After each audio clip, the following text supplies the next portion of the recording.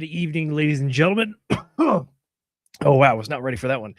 Good evening, everybody. Welcome back to Walk the Block, where we're navigating digital finance. I'm your host for the evening, Zenith, and we should be joined by our second chair here, Tracker shortly. But we're here to talk to you guys tonight about what's going on in the crypto news world. Namely, Crypto.com actually had a bit of a big win. They were pretty much granted a tentative approval of their request to become a bit of a bank. Not for conventional purposes like, you and me opening a checking and savings account, but part of their overall group that actually, services the exchange, which is Crypto.com.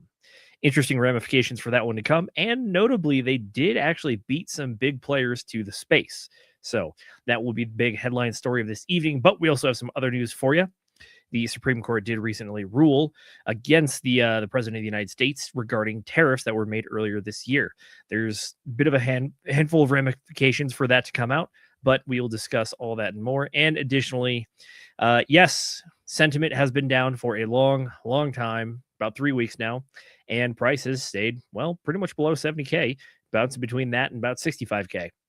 We'll talk about what that means for the markets, and we even have a bit of a Michael Saylor clip describing why he thinks that the markets are going to be down. And by the way, if we have time for it, I'll see if I can find a good old Tom Lee clip saying that we're going to the moon eventually. The bottom's in this time, I swear. You know how those go. That's pretty much what it is. But other than that, folks, welcome so much to the show. We're happy to have you here tonight. If you have any comments, questions, or interesting thoughts, please feel free to throw them down in the chat. We love seeing all you guys showing up and turning out, and love hearing what you guys have to say. Alrighty. With that being said, let's get to the news. Okay. First one's first. I want to get this out of the way. Don't have a full breakdown on it from the legal standpoint, but do want to give you what's going on with the Supreme Court. So we had, voila. Yes, in the case that is known as Learning Resources versus Trump, the Supreme Court held in the 6-3 ruling that the president does not have the authority under the International Emergency Economic Powers Act, the IEEPA, to impose broad tariffs, even in declared emergency. The court ruled that the tariff power is an Article 1 legislative power assigned to Congress, and the IEEPA's language does not clearly delegate that power to the executive branch. So, scrolling the old Twitters, here's pretty much your TLDR about what's going to be going on. So what happened? Well, they said you can't really do the tariffs, but also in the decision, they did reestablish that the president does have the authority and ability to implement tariffs.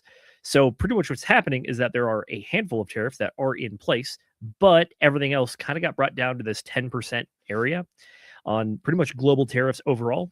There were some big winners out there that went from like 20 and 27% down to 10, but hear me out.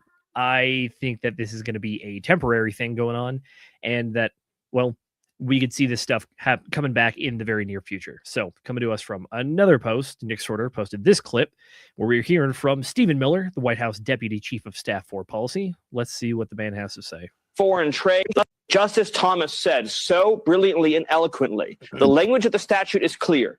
Under the International Emergency Economic Powers Act, the president has the authority to regulate foreign trade. And going back to the founding of our country, the term regulate has always meant and included the power to levy duties. But here's the good news, Laura. As cowardly, as horrendous as the Supreme Court ruling was, as poorly as it reflects on John Roberts' court and the continued torturing of our statutes and our Constitution, here's the good news. The court also affirmed the president has the authority under Section 301, Section 232, Section 122, Section 338, and many other provisions of federal law that the president can levy tariffs on foreign nations. So his program will not only be fully reconstituted, but it will be expanded. And one more point, Laura. The Supreme Court also affirmed that under IEEPA, the president has authority to restrict, impede, deny, license, or even fully embargo any foreign trade. So the net result of all this is we're going to keep and grow the tariffs to bring back American manufacturing, which keeps prices low by incentivizing products to be made here in America. But it also means that President Trump has even more tools when it comes to dealing with foreign countries that undermine our security. All right. Yes. Was that spin from the administration? Yes, it was. However, it did get some things right there, pretty much saying that inside of the rulings, one of the major contentions was that They didn't like that the president kind of used an emergency declaration to use the Powers Act, but it wasn't denying the fact that tariffs have been used for a long time, going back to the 70s when the creation of the IEEPA came out. So the ability to tariff does belong to the presidency. But their argument is that if Congress, who has the ability to levy taxes and also, has the power of the purse as per the Constitution, they were saying if they wanted the president to do these kinds of tariffs, they would have explicitly given authorization to do so. That was the majority opinion. The dissenting opinion actually said, nope, this is actually pretty routine and commonplace, saying that these are traditional tools of trade regulation. Justice Kavanaugh was actually the one that wrote the dissenting opinion. He argued that tariffs are a traditional and common tool to regulate importation.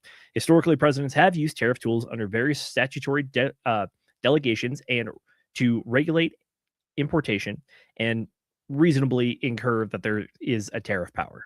So, at the end of the day, did the president lose from the Supreme Court on this one? Yes. Are the tariffs going away completely? Absolutely not. We kind of have a new baseline, and odds are they spent a lot of time arguing and negotiating the tariffs that were in place. So, guess what? We're probably going to see those reinstated. But here's kind of the kicker for us. Aside from me just being a bit of a legal nerd and enjoying looking into this stuff, why does it matter for us? Okay. Well, tell you what, let's go ahead and look at the thing that we do care about. That's going to be the chart. So Bitcoin chart in particular, this one shows it very clearly. This little dip right here, if you remember, that's going to be around our March and April area. That is when we originally had the old tariff wars kick off back in 2025. As a result, we pretty much went from all-time highs of about $110,000 Bitcoin down to a low of about 74K. And then after that, once it was all resolved and recovered, then yes, we went back up and then we hit not 1, 2, 3, but 4 all-time highs on the Bitcoin chart. Since then, as you all know, if you've been following the show, yes, we did peak back in October. And since then, we have seen pretty much nothing but down. Did have some sideways consolidation here in December and January, but the most recent move has been towards the downside there.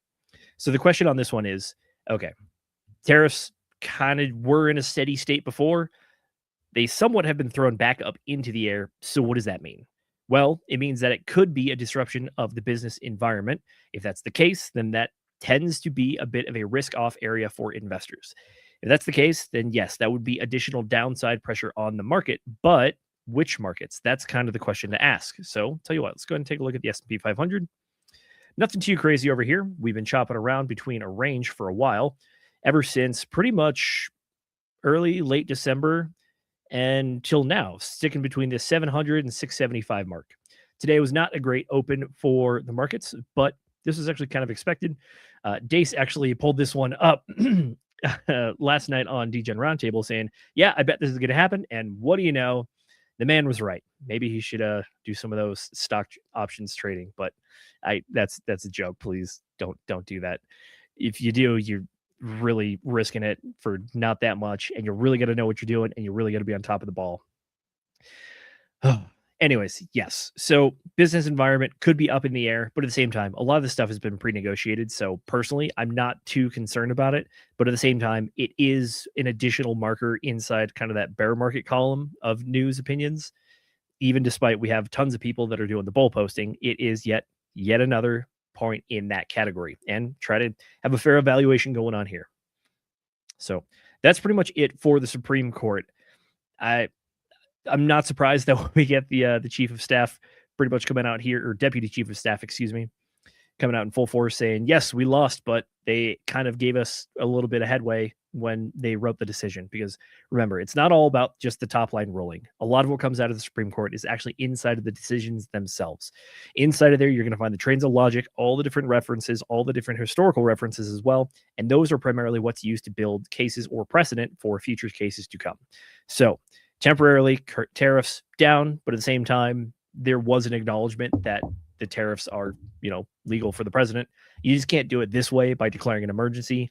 And in the opinion, the majority opinion, there actually was a bit of a line there saying that, like, look, we understand you like it. We understand it's probably correct, but you can't just declare an emergency to do what you want. That's not how we go. So if you stick to those principles, then I think we're in for a bright future. But at the same time, I personally have some doubts when it comes to the Supreme Court and the people on it about how they make their rulings, because there are Most of the judges there, I would argue, are pretty decent and actually stick to principles. But unfortunately, there are a handful that I do believe are very much political actors.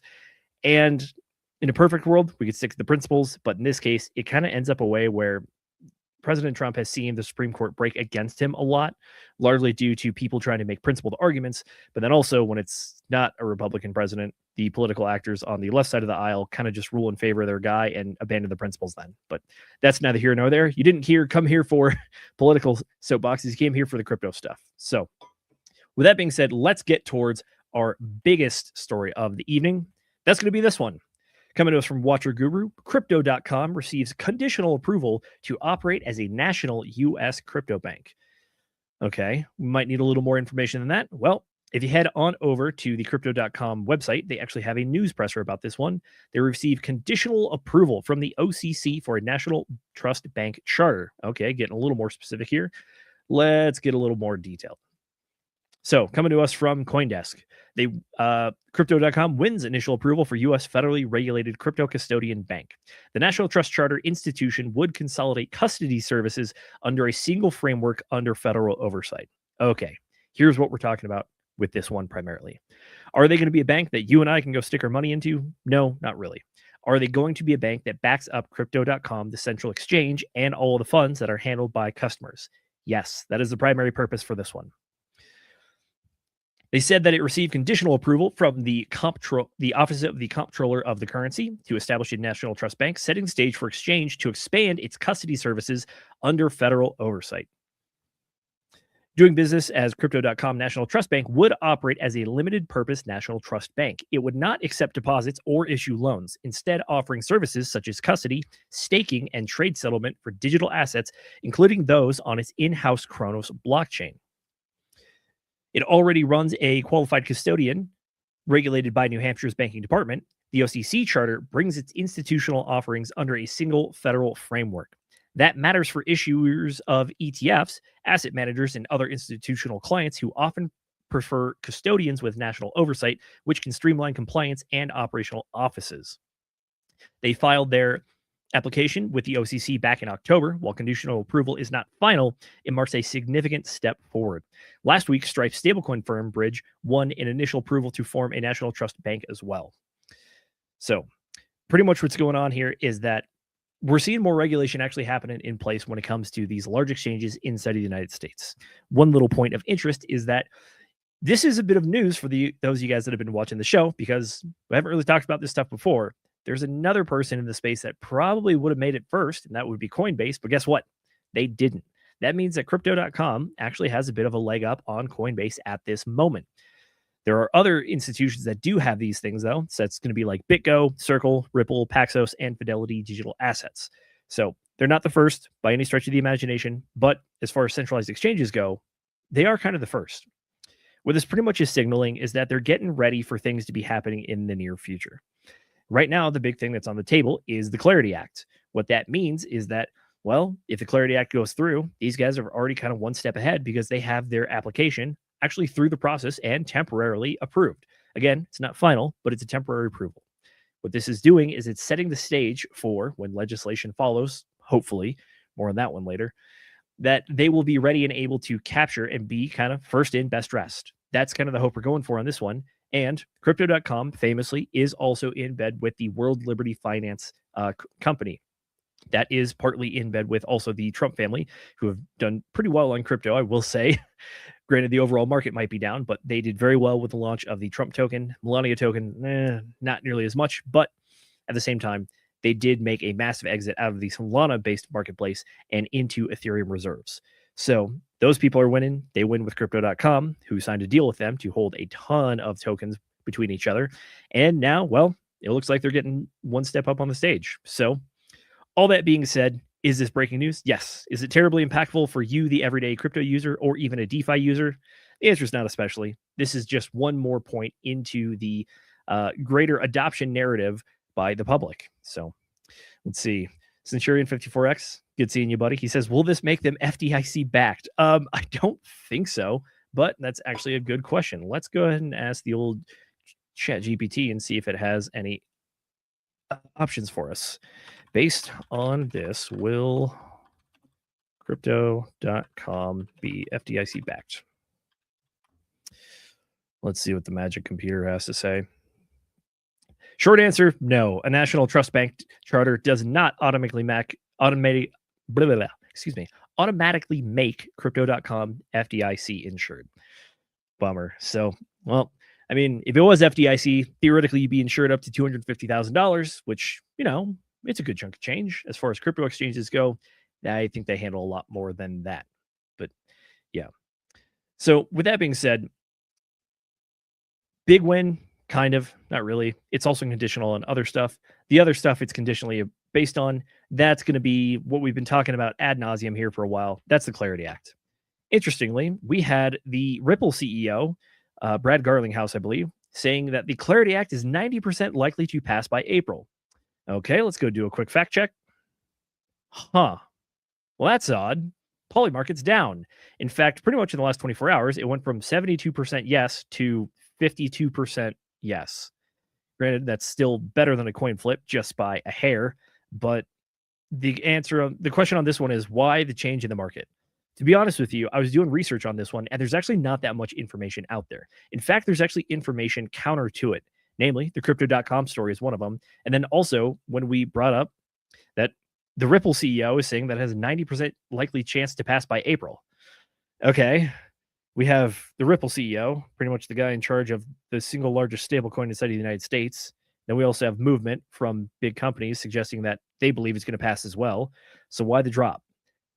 The answer, I don't really have one for you. And that's kind of an odd thing on this. But there's another odd thing going on here, which is that if you really want the answer to what's going on in this, is that we don't have any progress on it. We don't have any updates. We don't have anybody making news positions about whether they're the banks that have been against the Clarity Act, namely the stablecoin yield, or the central exchanges from Brian Armstrong, the Coinbase CEO, saying that they're willing to pass it without the yielding stablecoins. That position has largely just been doubled down on. And ultimately, believe me, every once in a while you find a diamond in the rough here. Polymarket has a comment section on things, and I'm not gonna lie, this is pretty accurate.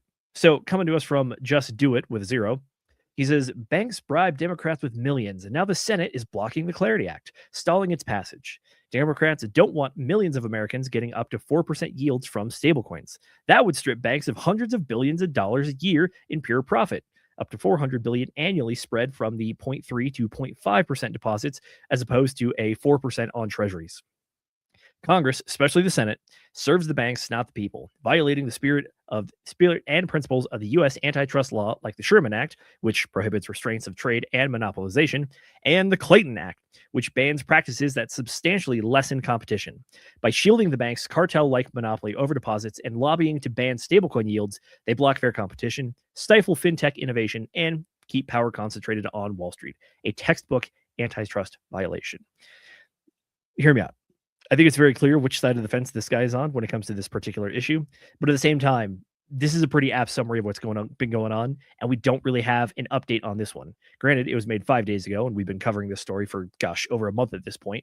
But that's pretty much the gist of the story. And until we have an update on any of the positions from the people involved in the game over there, I would not be surprised to see that this market kind of continues to fluctuate a little bit. So overall, even as much as we get articles like this, people can say all day that they think it's going to be likely to pass. I mean, we've been showing you clips pretty much for a month now of various people from the administration saying that, yep, it's on the way. We're doing big things in crypto. It's like, cool. I get that, but I'm going to have to believe it when I see it, because at this point, like Polymarket's showing out there, we don't have any new news stories. So what it's actually proposing is that there's more of a sentiment shift when it comes to crypto. Part of that could be caused by what's going on with the price of Bitcoin. But at the same time, it seems that that specific chart has been kind of its own and not really based on the Bitcoin price chart. But anyways, let's break down this article a little bit and see what's going on. Ripple CEO Brad Garlinghouse is signaling a massive shift in the regulatory landscape, placing a 90% probability on the passage of the Digital Asset Market Clarity Act by the end of April. Speaking in a recent interview with Fox Business, Garlinghouse noted that despite months of Senate-induced delays, a logjam in Washington is finally breaking. The White House has reportedly set a March 1st negotiation deadline to finalize terms, particularly regarding stablecoin provisions. Originally, this passed the House back in July of 2025 with significant bipartisan majority, has been stalled in the Senate over jurisdictional disputes. However, Garlinghouse highlights a change in momentum following high-level meetings between banking leaders and crypto executives. He believes the industry can no longer run on enforcement alone. It requires codified rules to thrive. Key regulatory bodies also appear to be aligning. SEC Chair Paul Atkins recently confirmed that the SEC and the CFTC are coordinating through Project Crypto. This initiative suggests that the era of regulation by enforcement is giving way to a structured framework, providing a clear lane for both agencies to operate without overlapping jurisdictions. It's not quite covered in this article, but the Clarity Act is actually a bit of a big bill when it comes to the SEC and the CFTC about what they do and what their roles are. The Genius Act, aka the stablecoin bill that was passed last summer in 2025, primarily was around stablecoins. There was a similar bill to the Clarity Act. It was a market structure bill that actually was moving through the Senate as we speak, that did a lot of the similar things to the market structure bill we see here. But this market structure bill that's stuck up in the Senate currently deals with stablecoin yield, tokenization, and also splitting the roles of the SEC and the CFTC to be clear about what is a digital commodity versus a digital security. As a result, I'm not surprised that we see the SEC and the CFTC working together, especially now that the head of the SEC is no longer very anti-crypto. Paul Atkins is definitely a pro-crypto kind of guy. He was originally around in the late 90s with the SEC when they revolutionized some of the technology when it comes to the stock market, and also was there as the chair of the SEC during the gold ETF launch. So not surprised to see that they're working together. And if anything, I'm really hoping that this gets through with or without stablecoin yield, because just having that baseline so that the executive agencies can't run amok about their enforcement based on how they feel about it, I think it's a very good thing. Anyways, back to the article. The Ripple's chief's 90% confidence interval significantly outpaces current sentiment in decentralized prediction markets. Currently, these markets price the bill's passage at approximately 78% by year end, not just April. Garlinghouse acknowledges the primary hurdle remains the debate over stablecoin yield incentives as an issue that previously slowed Senate banking discussions, but he maintains that the urgency for federal guardrails will prevail. There you go. That's pretty much the gist of it. Again, we've been following this story for a while. Not much new, just more people, and actually more different people, which is kind of nice, saying that they believe it can actually pass, which is pretty cool to see going on. But again, really don't hold your breath on it. Alrighty. Shifting gears a little bit. I mentioned it previously, but we might as well pull it up now. What's going on with the market exactly? Well, within the last 24 hours, we actually saw a bit of a dip when it came to the crypto prices, specifically Bitcoin. And yes, the rest of the market followed suit. So what we're looking at, this is the daily chart, by the way, is that previously, after our pretty much 60K low there, we're starting to build higher lows, but at the same time, we're also building lower highs as a result of it. The other indicator that came into play on this one is our 20-day moving average. That's our yellow line here. This is our short-term momentum indicator. Got close to it, never quite touched it, kind of got rejected off of it a little bit on the move that happened last night as we moved downwards. This candle right here is the new daily candle. That's about an hour and 35 minutes old. And well, it appears that we're kind of moving down into that lower 60s range. So overall, as far as market confidence goes, especially in the short term, it's not helping, I'll tell you that much, because if we can't build these higher support levels, it means that price is only going down. And honestly, $65,000 Bitcoin, I thought was going to be a very nice price for people to pick up some crypto. But at the same time, what the chart is kind of showing me is that, well, we got all the way down to 60. There was demand for 60 and even pretty much up to 65. But the people that were willing to buy that price probably bought up as much of it as they could, getting up here. And then as we chop sideways, more people are kind of getting out of the market on this one. Notably, we are getting some decorrelation from the overall market. We showed the S&P 500 earlier, which is sitting pretty steady, to be honest. But good old gold and silver are making moves again. Yes, bit of a drop. This one correlates a little bit more with the S&P 500, but at the same time, this has been parabolic for a bit longer than the S&P 500 has. And during the time of capitulation for the S&P 500, gold has been making some big moves, but also had a bit of a big move downwards.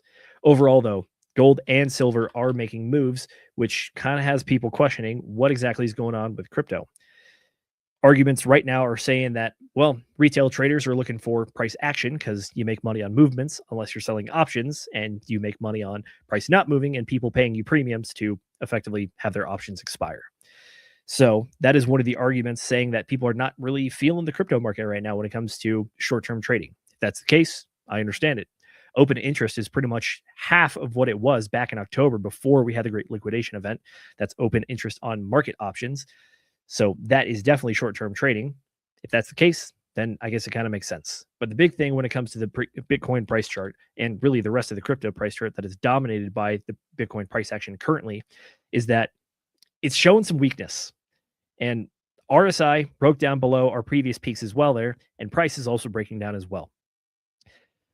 If you are a big fan of the 60-day cycles, the question is, okay, what's going on with those exactly? Could that explain what we're seeing here? The answer is kind of a not really, because this low right here was day 72 of a cycle. Right now, I have been going back and forth with some friends about whether or not we've transitioned from a 60-day cycle to an 80-day cycle, similarly how we saw Bitcoin go from a 40-day cycle to a 60-day cycle in the past.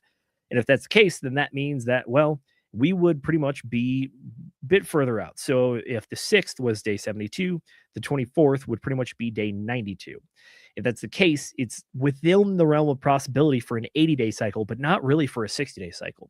If we're assuming 60-day cycles, and well, we have a price high on day 2, which by the way, has barely ever happened before, if it ever has, that would indicate some very bearish things going on with the markets. And again, it kind of fits the overall trend because looking over at the fear and greed index, we're now sitting on week 3 of being in single digit fear and greed. This is historically odd because the times that we get down below 10 are usually very brief. We've been sitting below 10 pretty much since the 6th of February. It's now the 23rd. That is a long time to be under there, but I understand at the same time, price capitulating sideways at this low of a level is not great. Additionally, we're also right at the cost of Bitcoin production.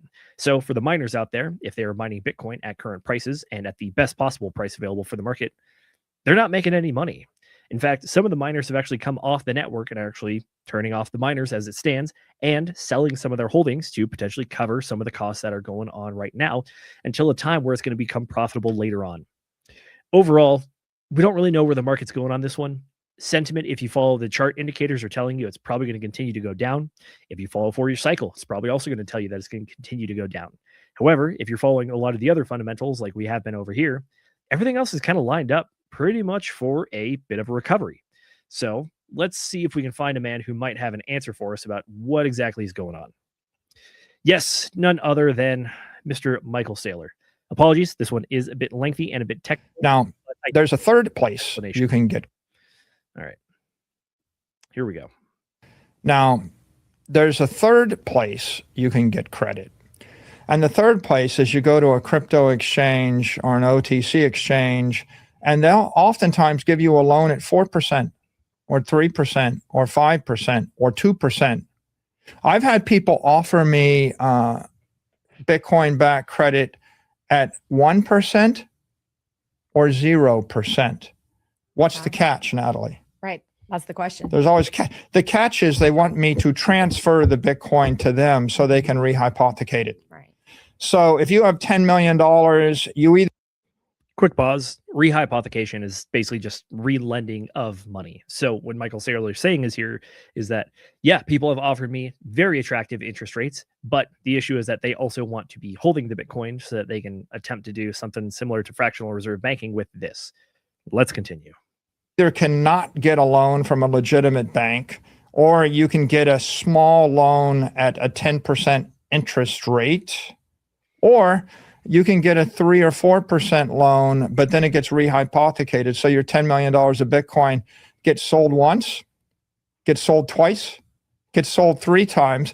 You might actually create $30 or $40 million worth of selling because the Bitcoin that you posted is that you transferred to the shadow bank or the crypto exchange, rehypothecated it 3 times. Okay, so what's holding down the price? I think what holds down the price of the asset is the lack of a fully formed non-rehypothecating credit system, right? And there's a limit to how much you can rehypothecate certain other assets, right? When you post your home as collateral for a mortgage, the bank doesn't turn around and sell the house on your street 10 times. If they did, the price of houses on your street would be lower, right? Mm-hmm. So I think that the lack of a fully formed banking system holds the price back. The existence of rehypothecation in the crypto economy damps the vol. It works to both sides, right? When people want to get short, they might get short 50x leverage. When they want to get long, they might get long 50x leverage. So right now we're in that bear market where you've got the rehypothecation holding back the price. And I think at some point it reverses itself. We'll just have to wait. All right. Hear me out. Is this a decent argument? I would say yes. Is this what is driving current price action? I would argue no. The reason that I say that is because is this something that would be cool to have structurally? Yeah, sure. A lot of big institutions could really use this. If that's the case, they'd want to be, keeping the price of Bitcoin high. So that way they're making more money off of the size of loans that are coming in and out.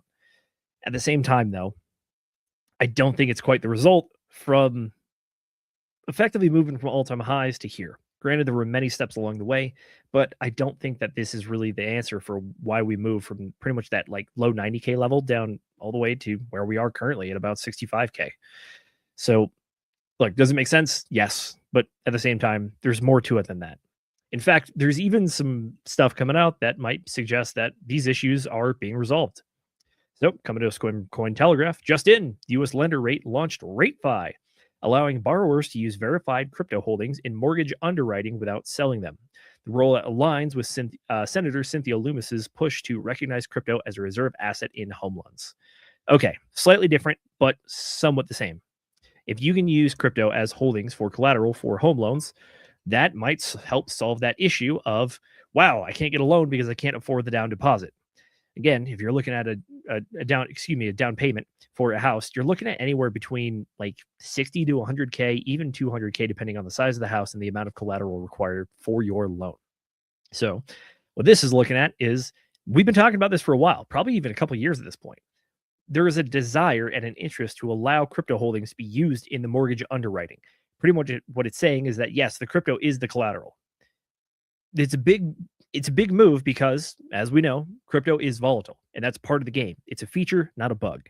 So if traditional finance companies are willing to recognize that and are also willing to act on it as well, that could be major news. So look, overall, the crypto market doesn't allow for the, rehypothecation? Yes, that is the word there.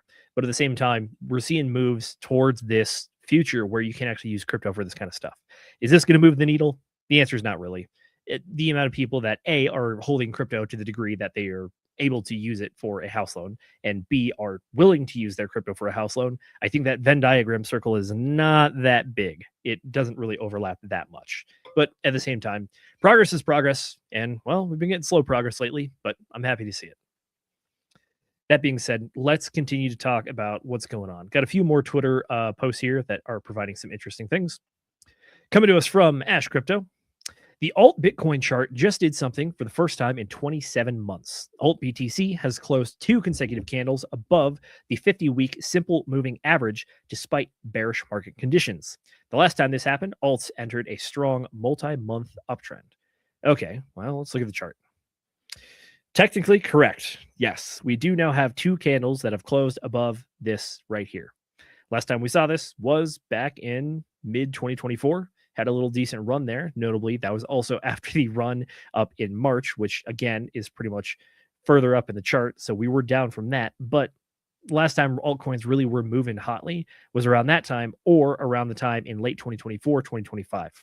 So look, despite all the bearish sentiment I have presented to you tonight, there are a handful of people that are looking for that silver lining and seeing where we could be recovering. I happen to think Ash Crypto is a decently reliable source, which is why I brought them up here tonight. And they might be onto something, but at the same time, it's one data point. But also, the altcoins have been bleeding heavily. In fact, I want to say that Solana is currently sitting below $80, which for those of you that have some price history for Solana, that's a bit of a steal. Which, in fact, yes, I would argue it is. So looking over at the charts, Solana, $77. It spent a lot of time above this 118, 120 line, did finally break down below it, even below our 90 line, which was from when we back had the tariff wars going on. And now we're kind of capitulating, similar to the Bitcoin price chart. What's going on here? A lot of the other altcoins are pretty much looking the same way. Ethereum, DOT, let's see, the crypto token. This one's different chart fundamentally because of the giant pump that they had from the announcement of partnering with World Liberty Finance. But yes, look, overall, alt market has been bleeding for a while. We are well aware of this. We have been feeling it the whole time. And well, there could be a glimpse of hope, but we'll have to see. Additionally, coming to us from Coin Bureau, crypto liquidity just hit a level last seen during the FTX collapse. Again, we also had Bitcoin Fear and Greed Index that we haven't seen since the FTX collapse. So interesting that they're lining up, but at the same time, it's the meme of, it's odd that it's happened. If I had 2 nickels for every time it happened, I'd have 2 nickels. It's not much, but it's weird that it's happened twice. USDT supply, that's Tether, by the way, has fallen over $3 billion in 60 days, matching conditions near Bitcoin's 2022 bottom. When stablecoin supply shrink, it means investors are pulling capital out. But historically, these liquidity contractions have appeared near the end of sell-offs. Major reversals often start once outflows stabilize and liquidity stops leaving the system. Remember, in crypto, liquidity drives everything. All right, what are we looking at here? Well, we have market cap change and Bitcoin price. Not a great history on this one. We only go back to 2022, but of note, yes, they are similar levels. The metric of total value locked on chain is a very big one. Stablecoins are a large part of that as well. So seeing that we're pretty much decently in the negative here, it would indicate that there could be potential reversal coming in the near future. That being said, again, it's just a single data point. Is it lining up with that altcoin one? Yes. If those two lined up correctly together, that would be fantastic. But at the same time, we've got to think about the balance of probabilities on this one and what's going on with the overall market. Would I love to see a massive reversal Tom Lee style? You bet I would. But at the same time, not going to bet on it. Or we'll at least start to believe it once we start getting some confirmations for it.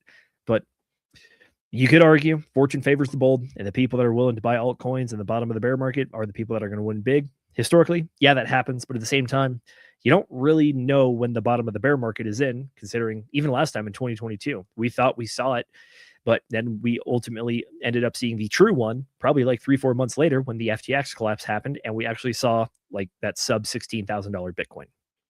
Overall, good news, yes. Guaranteed news, not quite. But same vein, another metric here that we're looking at, Bitcoin is dead and Bitcoin going to zero. Google search volume spikes marked with the last 2 bottoms.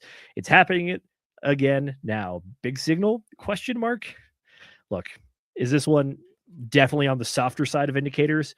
1000%. But at the same time, it's weird that it's happening again.